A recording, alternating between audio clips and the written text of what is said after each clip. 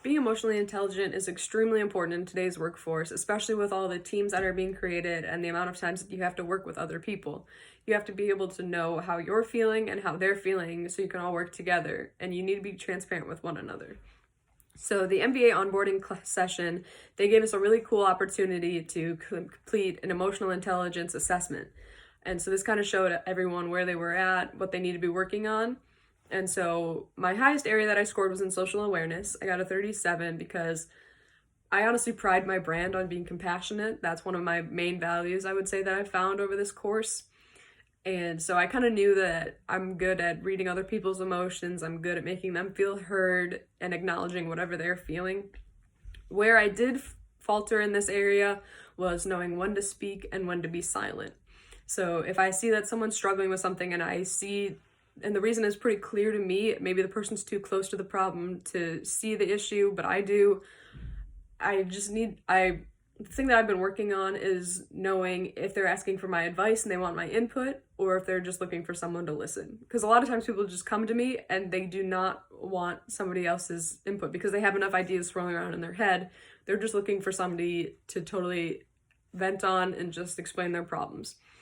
So the biggest area that I'm weak in my emotional intelligence is just knowing what they're looking for.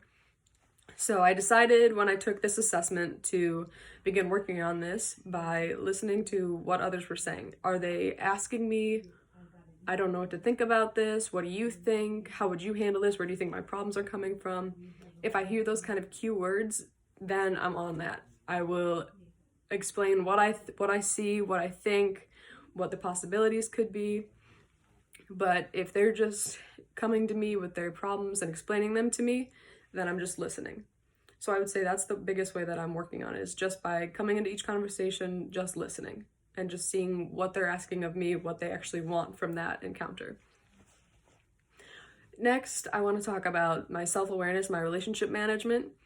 These I scored in the 26 and 28, so they need some improvement, but they're also sufficient.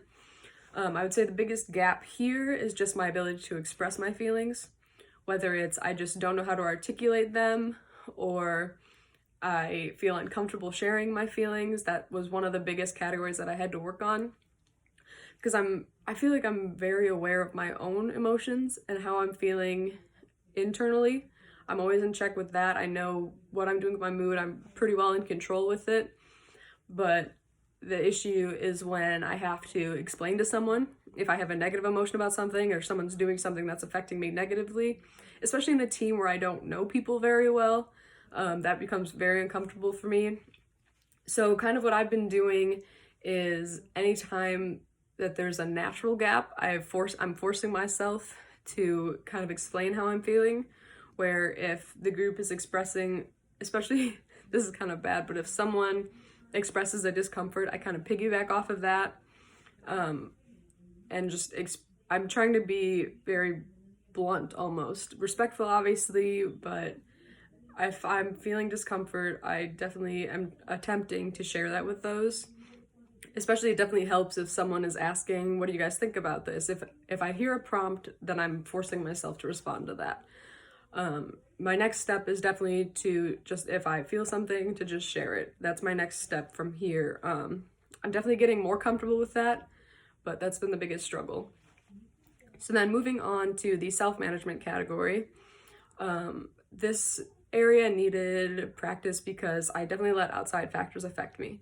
So if I have little interactions with people where maybe somebody says like a side comment or something, then it kind of sends me spiraling, because I definitely want to be seen. I definitely want my brand to be known as someone that's there for everybody and trying to help.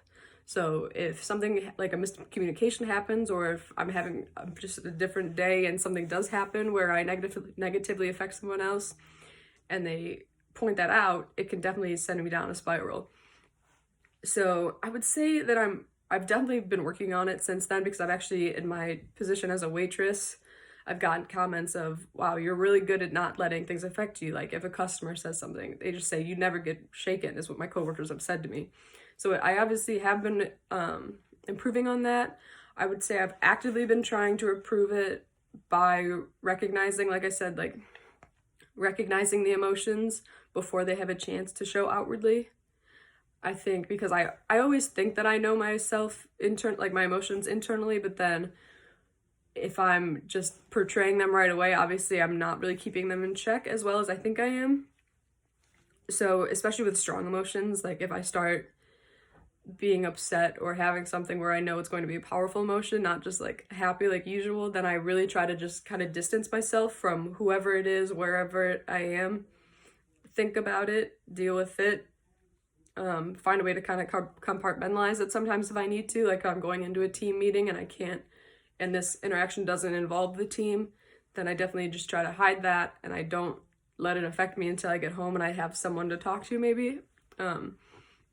So I would say that I've been pretty successful with that. As I said, I've gotten feedback from coworkers that I just don't seem shaken. I seem pretty calm and collected most of the time. So I'm sure there still are some instances where I need to keep working on it, but I would say for the most part, I've done pretty well.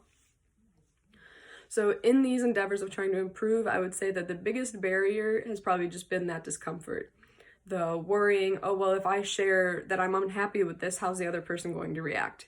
Because I've definitely had past instances where I've gone to people and tried to explain how I'm feeling, and whoever I'm talking to isn't very receptive. So they either get very defensive or they shut down the conversation and leave. And so that's been pretty discouraging, and it makes it difficult to continue growing just because I'm worried about that happening. But on that same side, the biggest enabler I've had is people that do the exact opposite. The people that I trust, the people that I care about, that are willing to sit down, have a conversation with me, understand where I'm coming from, be receptive, and either try to say, yeah, I see where you're coming from, or let's find out why it's making you feel this way, and let's deal with that. So I would say that those are the biggest barriers and enablers, just worrying about how other people are going to react, what they're going to do. But the way that I've just kind of tried to get over that barrier is just realizing that some people aren't going to agree with what I say. Some people aren't going to like what I say. But my opinion and how I'm feeling in a team especially is still important. And it's just part of the team dynamic. We need to be transparent with how we're feeling, what we're thinking, and we need to be able to work through that with one another. So overall, I would say that I'm pretty good at knowing myself and my emotions. I just have to be able to control them better. And I'm really good at reading other people's emotions. I'm just not always the best at reacting to them, especially if they're negative.